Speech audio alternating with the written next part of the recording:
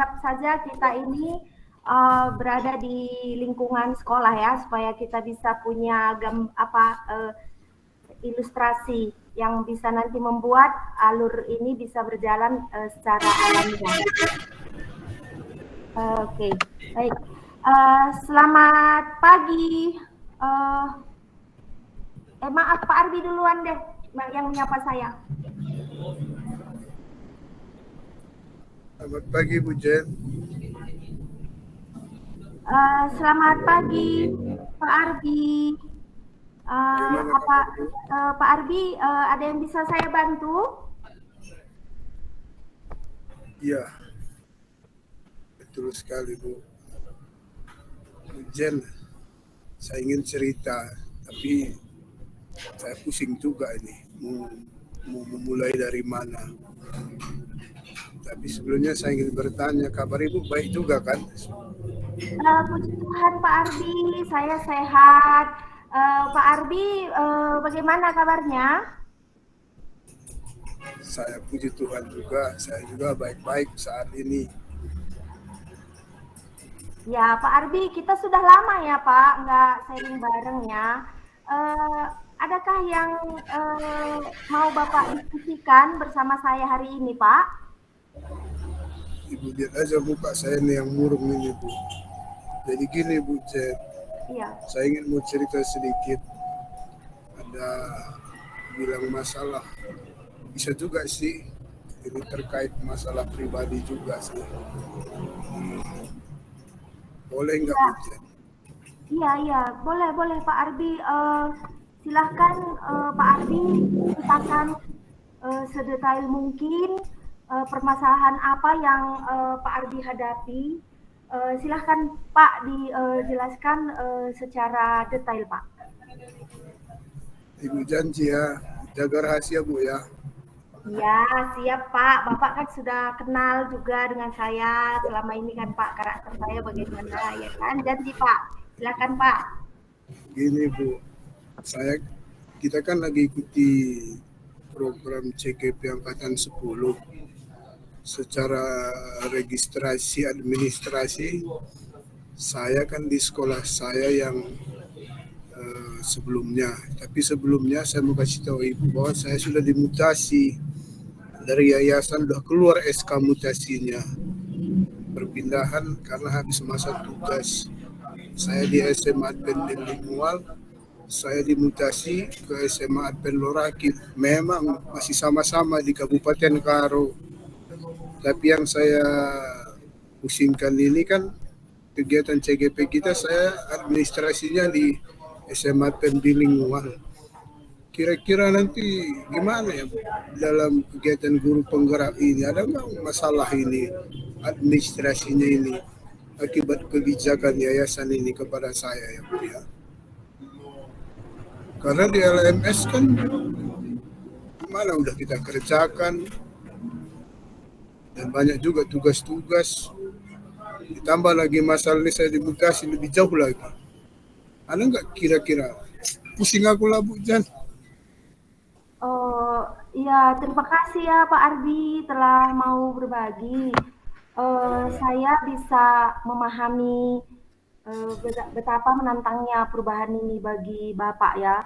Wajar merasa bingung dan mungkin tertekan juga karena menghadapi adanya mutasi di tempat kerja ya Pak ya, sehingga tanggung jawab administrasi terkait dengan aktivitas di guru penggerak ini pasti menjadi pikiran ya Pak, pasti sedikit ada tekanan, ditambah lagi dengan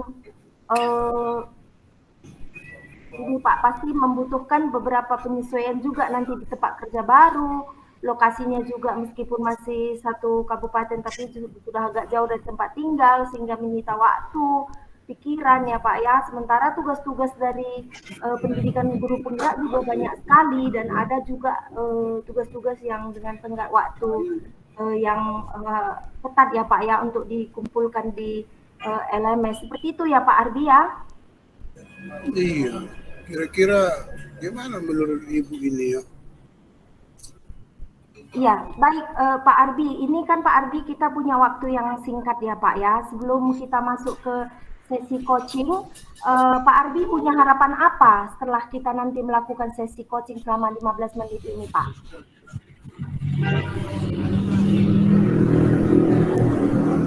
Aku pun jadi bingung Bu Jen. Saya hanya berharap aja setelah nanti coaching ini saya bisa menemukan cara yang efektif juga untuk menyelesaikan administrasi di guru penggerak ini di sekolah baru. Juga saya bisa mampu mengatur waktu agar tugas-tugas juga berjalan dengan baik.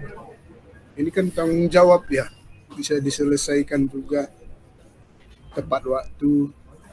Nah ini saya sangat berharap berjalan semua dengan lancar. Iya, iya, benar sekali Pak Arbi. Saya sangat setuju dengan Pak Arbi. Baik Pak Arbi, dari pengamatan Pak Arbi, idealnya seorang guru atau kepala sekolah yang menjadi calon guru penggerak itu bagaimana Pak?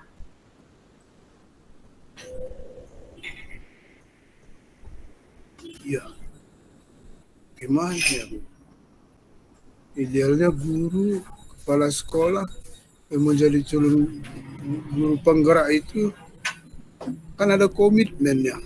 Makanya kita ikuti CGP ini ya. Kita harus selesaikan juga. Kita harus mampu juga mengatur waktu. Tapi masalahnya kan saya tiba-tiba keluar kebijakan dari yayasan saya, dimutasi. Mau nggak mau, aku harus, pusing lah Bu. Pokoknya kita guru penggerak ini kan dituntut cepat beradaptasi. Kita ada kompetensi yang pedagogis yang kita miliki. Kita juga mampu berkolaborasi, mampu menggunakan teknologi, bisa berkomunikasi. Tapi di tengah jalan kayak gini kan berat juga bagi saya. Iya benar Pak.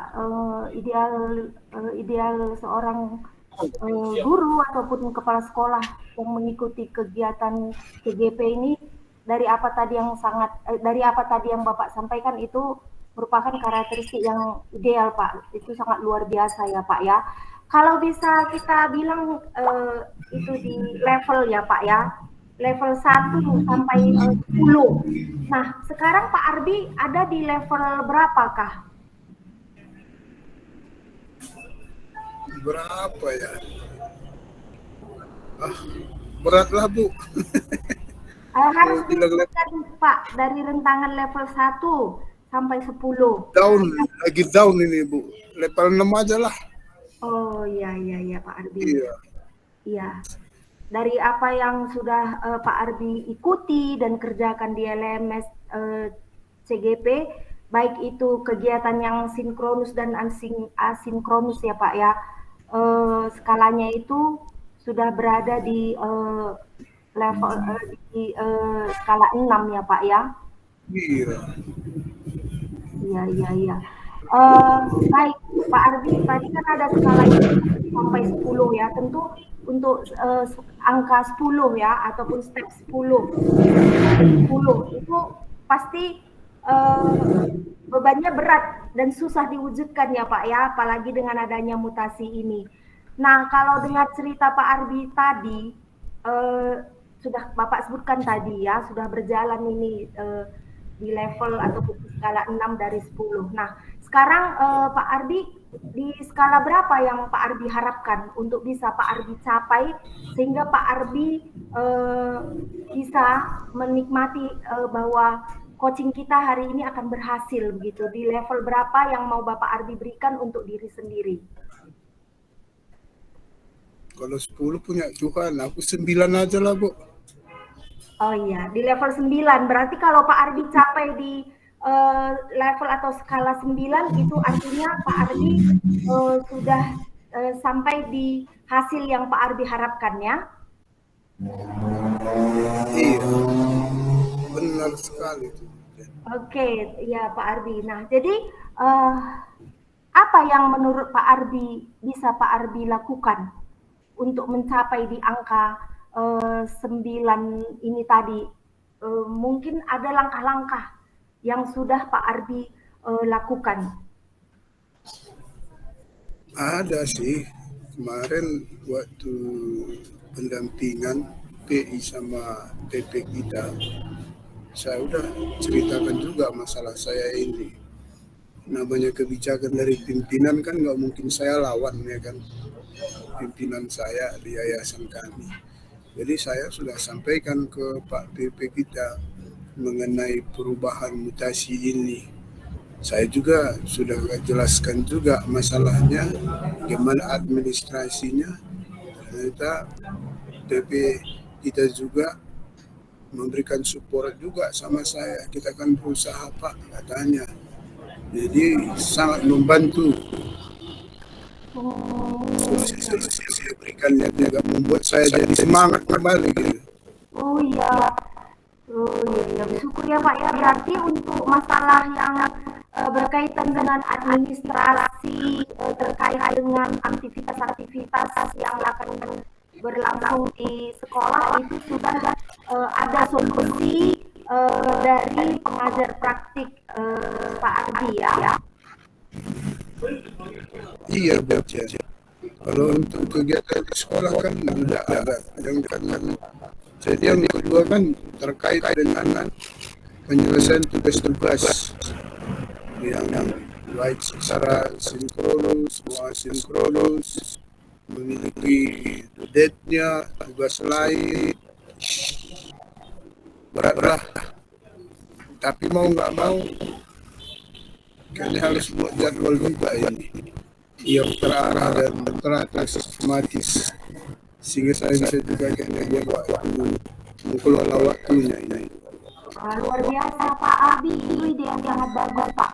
Nah, adakah Pak Ardi punya langkah-langkah lain yang bisa membantu Pak Ardi? Saya sih bingung, tapi gimana ya kalau bikin tugas-tugas dibikin prioritas ya. Jadi bikin prioritasnya mana yang utama kali ya, yang mana mau diselesaikan dulu, yang mana yang terpenting. Tapi kalau terus tugas yang lain yang di sekolah kan bisa dikerjakan staf. Kalau untuk tugas LMS itu kan harus saya yang utama. Iya. Jadi harus kejar itu ya kan. Oke.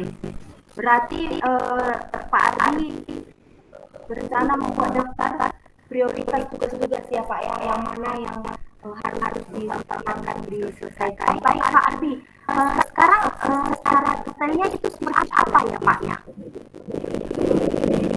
Mungkin kita bikin daftar kali-kali Bu ya, karena tugas yang prioritas, mana yang paling dekat, mana yang paling tepat yang harus dilakukan. Punya kalender yang bikin catatan yang bisa kali ya. Itulah mungkin, tapi bikin alarm supaya dia bisa mengingatkannya. Itu mungkin yang saya tahu yang paling sederhana.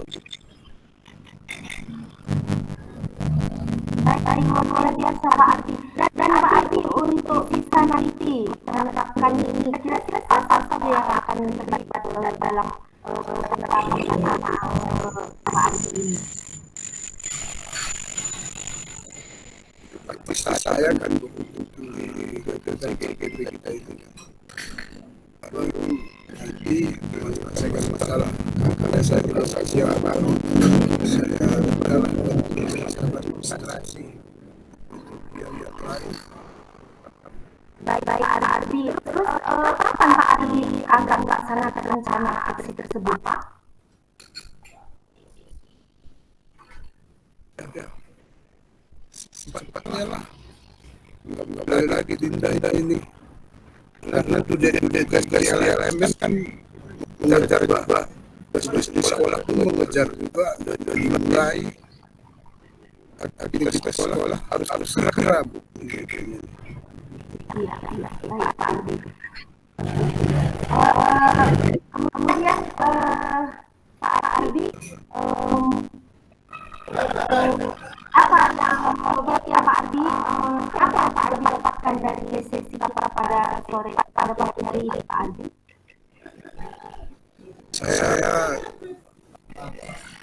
terima kasih sama Bu Jenny sudah mensupport dan membantu saya. Jadi saya lebih tenang mengingatkan kembali dia ada gambaran-gambaran dalam langkah yang saya harus lakukan. Ada rencana-rencana prioritas yang saya harus lakukan. Terima kasih Ibu yang ingatkan kembali. Ya, Pak Ardi, saya senang mendengar itu Pak Ardi. Semoga aksi yang telah Pak Ardi susun berjalan lancar. Saya apa ini Pak Ardi untuk mendengar perkembangan dari Pak Ardi dalam satu minggu kita bisa teman-teman dan jadwalkan berikutnya Pak Ardi progres dari apa yang sudah Pak Ardi lakukan. Setuju ya Pak ya? Setuju.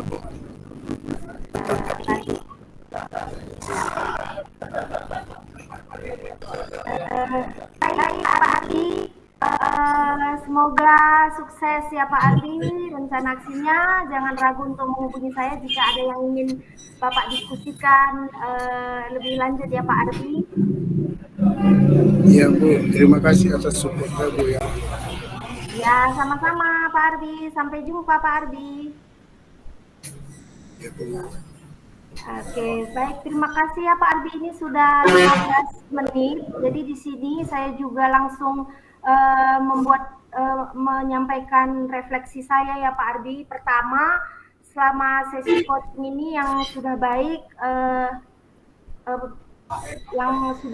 selama percakapan yang kita lakukan dalam sesi coaching ini, menurut saya yaitu yang pertama, saya menjaga kemitraan, kemudian pendekatannya lebih empatik dan berusaha menjadi pendengar yang baik dan supaya tercipta suasana yang nyaman. Kemudian yang perlu saya perbaiki yaitu fokus kepada solusi dan juga dorongan untuk tindakan yang ada dalam percakapan. Kemudian juga saya harus lebih mengefektifkan lagi waktu ya Pak Ardi.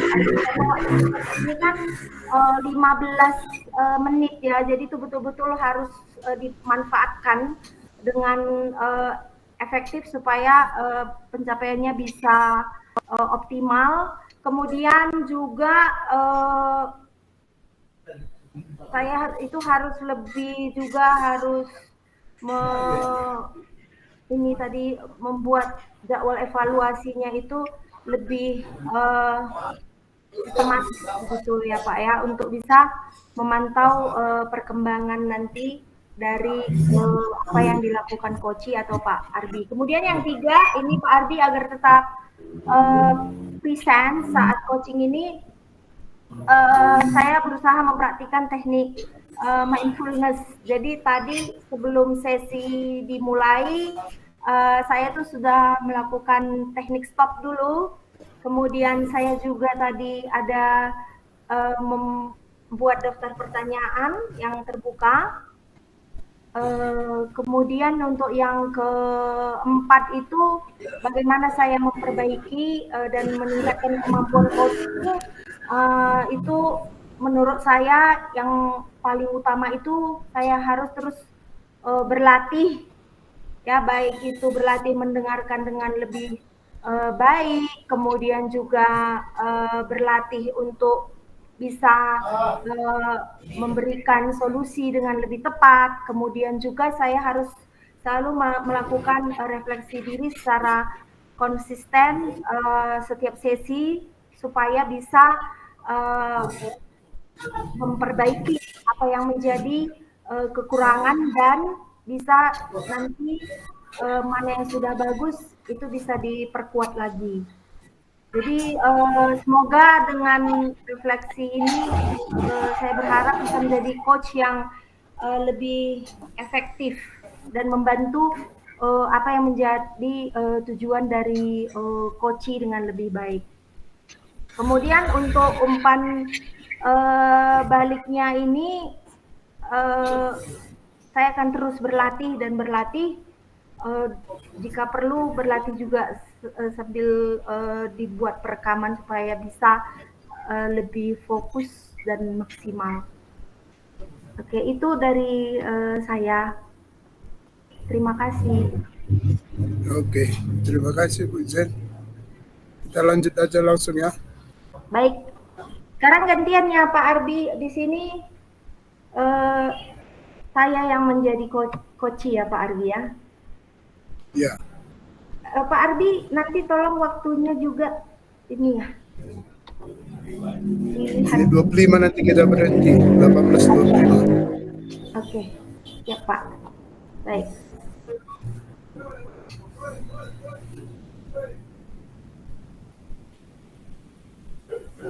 Oke, selamat pagi Bu Jen. Selamat pagi Pak. Gimana kabarnya Bu? Saya baik-baik saja. Pak Arbi apa kabar hari ini? Saya puji Tuhan, saya juga baik. Jadi kabar Ibu Jen juga bagaimana hari ini? Ya, puji Tuhan Pak. Saya juga hari ini kabarnya baik Pak. Cuman ada sedikit hal yang membuat saya terganggu Pak. Cuman saya tetap berusaha untuk bisa juga menjaga semangat saya Pak. Wah, syukurlah. Mantap itu Bu. Udah lama kita nggak cerita ini. Kira-kira apa yang bisa saya bantu Bu? Iya nih Pak Ardi, jadi begini Pak, maksud tujuan saya ini untuk mendatangi Bapak itu begini, saya ingin Pak, sedang ada permasalahan, ini terkait dengan salah satu murid saya di kelas Pak. Jadi saya ingin di sini konsultasi atau sharing dengan Pak Arbi, saya minta saran pemecahannya begitu Pak Arbi. Bagaimana permasalahannya ini? Jangan berat-berat kali lah.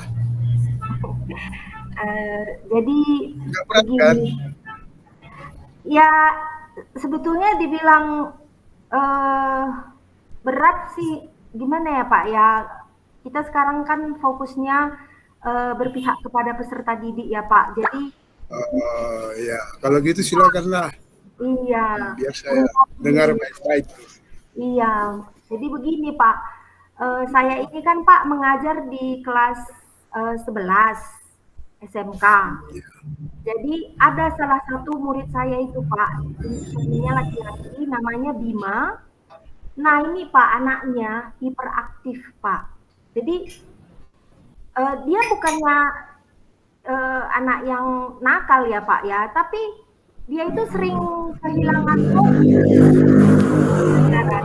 sering mengajak temannya berbicara, sehingga teman-temannya terganggu kan Pak secara otomatis.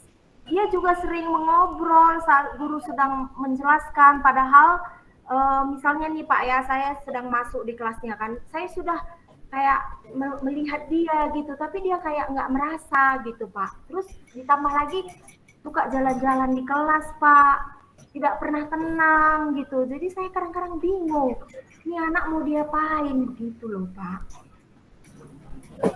Oh, jadi gitu. Ibu Jen punya murid yang hiperaktif, energinya berlebihan.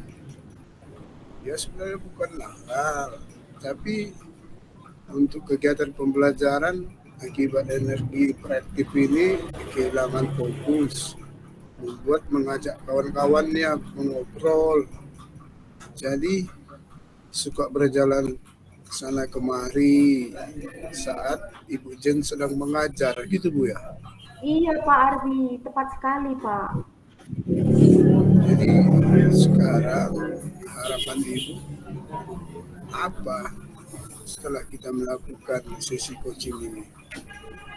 Baik Pak Ardi, jadi begini Pak, saya sangat berharap nanti setelah selesai coaching ini kan Pak, saya itu bisa menemukan solusi untuk menyelesaikan permasalahan murid saya ini Pak. Jadi saya ingin fokus mencari solusinya begitu Pak, supaya nanti murid saya ini bisa mendapatkan hasil belajar yang baik Pak. Ini guru penggerak yang luar biasa nanti ini, ingin membantu muridnya mencari jati dirinya, itu kan, agar muridnya fokus dalam pembelajaran, bisa mengatur diri. Nah, ini luar biasa ibu ini ya, memanglah guru-guru kita ini. Jadi itu harapan yang sangat mulia itu.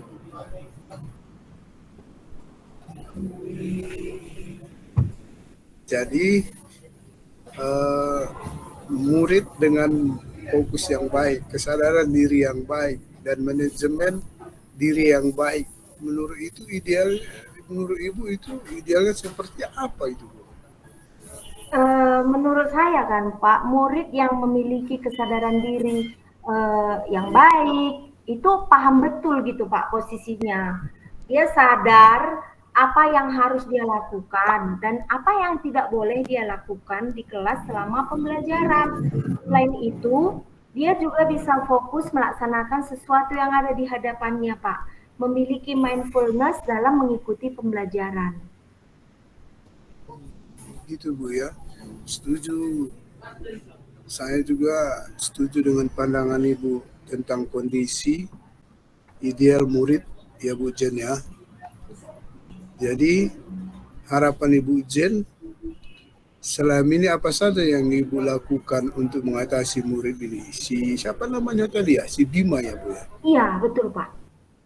Apa yang Ibu udah lakukan kira-kira? Jadi kan Pak, selama ini saya sudah mengingatkan dan menasehati dia. Saya jelaskan bahwa dia mengganggu temannya.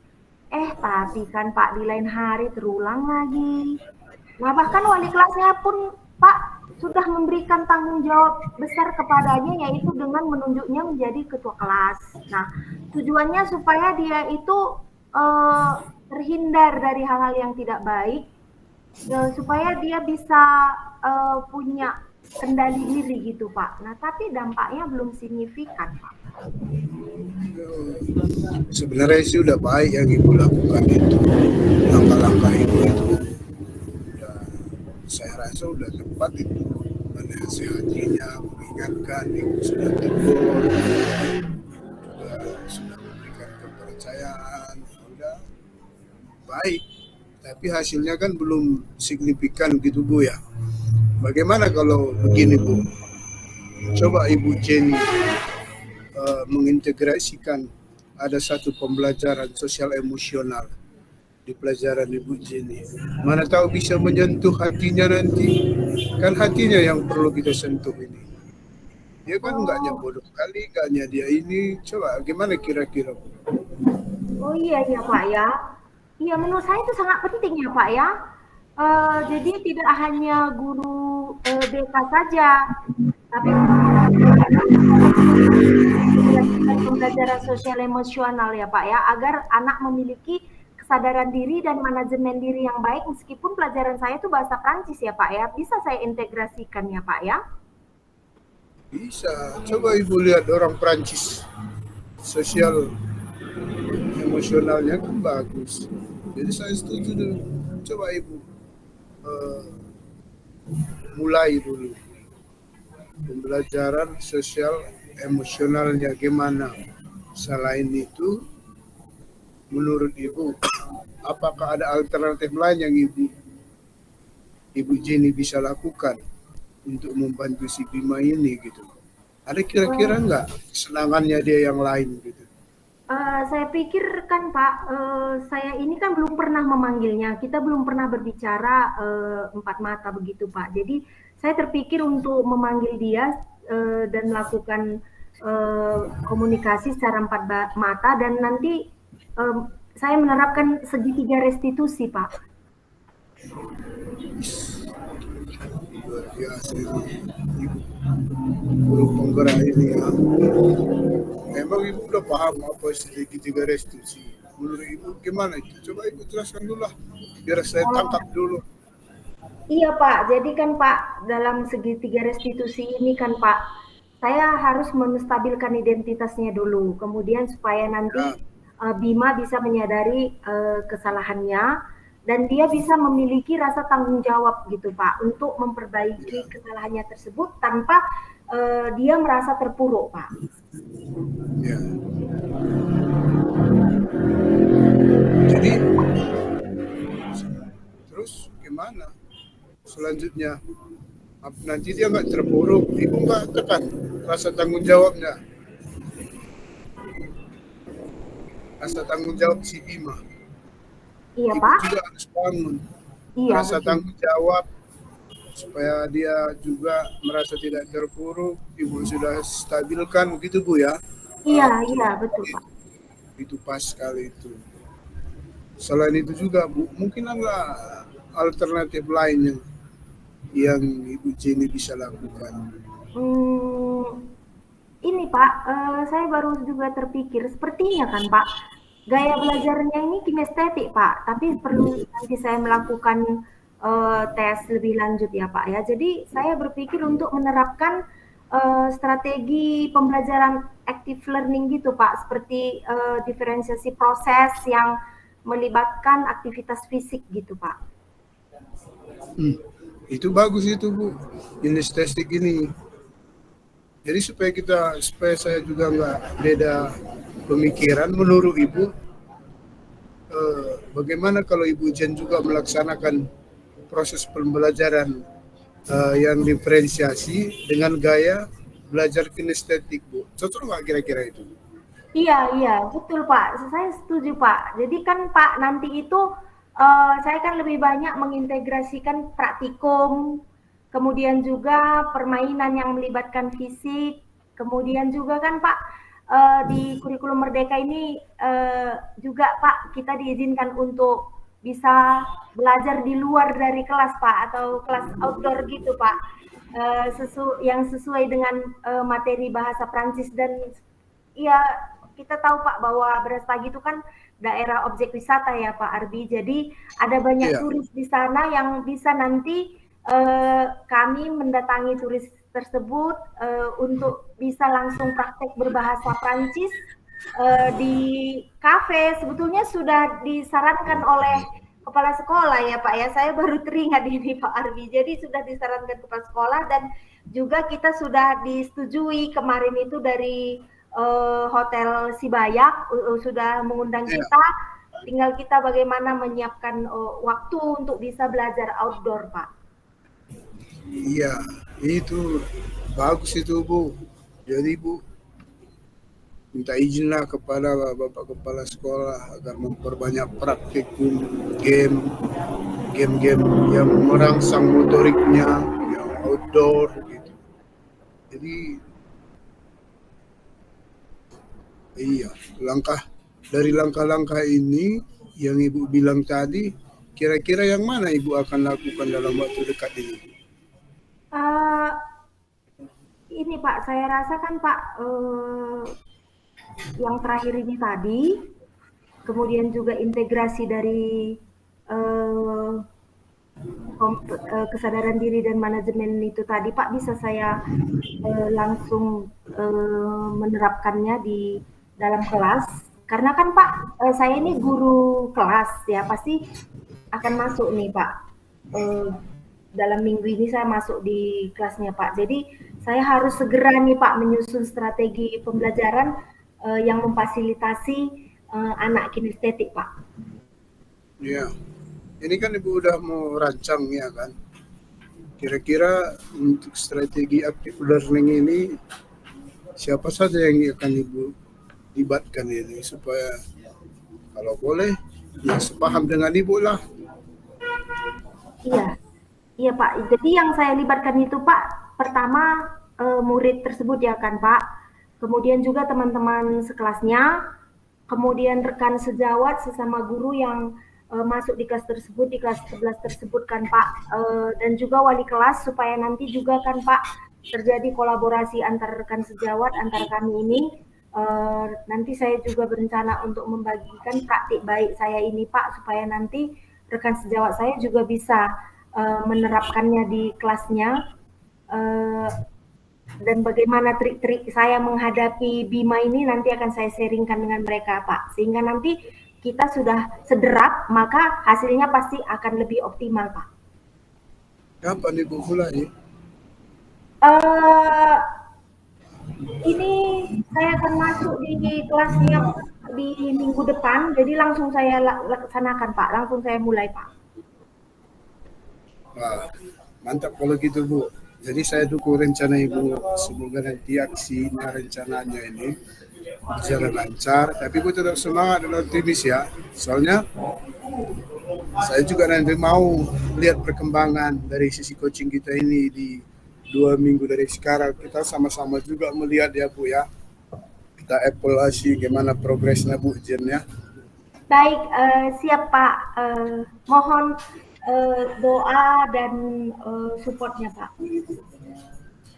Iya, sama-sama Bu Jen. Jangan sungkan-sungkan. Kita kan sama guru bisa saling sharing di sesi coaching berikutnya. Terima kasih Bu Jen. Iya Pak Arbi, terima kasih banyak ya Pak Arbi. Jadi sekarang ini saya jadi punya gambaran gitu ya Pak, untuk apa yang harus saya lakukan terhadap siswa yang hiperaktif bernama Bima ya Pak ya. Iya, terima kasih Bu. Semoga sukses. Ya Pak Arbi, terima kasih Pak ya. Saya pamit ya Pak ya. Terima kasih banyak. Ya, baik. Terima kasih Bu. Langsung ini kita refleksi ya. Iya Pak Arbi, silakan Pak. Ya, oke, refleksi untuk saya selama jadi coaching ini. Karena saya sering mengcoaching orang, tiba-tiba di ruangan ini jadi gugup juga. Karena kita pakai jalur cerita ini. Karena kalau saya mau coaching orang, biasa kan mau cari permasalahannya apa, solusinya apa, itu yang selama ini. Kadang-kadang saya lompat-lompat, macam seperti yang kemarin kita semalam itu, tiba-tiba saya lompat kan, hanya mau mencari tahu. Jadi kita sudah berjalan dengan baik. Jadi